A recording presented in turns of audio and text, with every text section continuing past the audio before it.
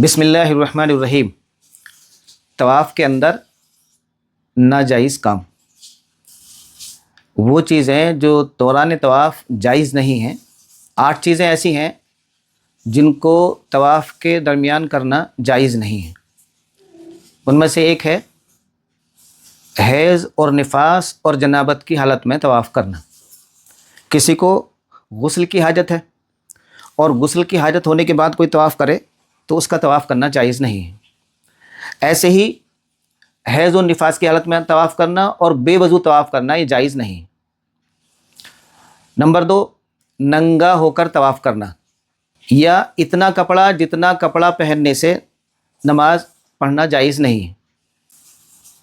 इतना जिस्म अगर खुला हुआ है तो नमाज तवाफ़ नहीं होगा, तवाफ़ करना जायज़ नहीं है।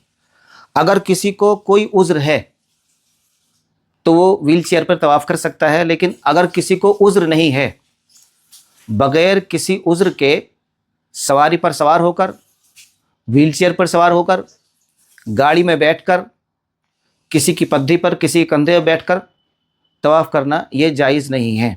यानी बग़ैर किसी उज़्र के सवारी पर तवाफ़ करना ये जायज़ नहीं है।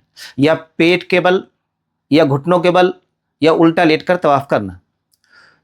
चौथे नंबर, तवाफ़ का कोई चक्कर छोड़ देना या तवाफ़ का कोई हिस्सा छोड़ देना।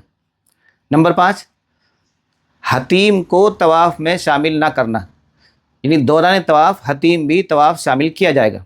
नंबर 6, हजर अस्वद के अलावा किसी और जगह से तवाफ़ शुरू करना।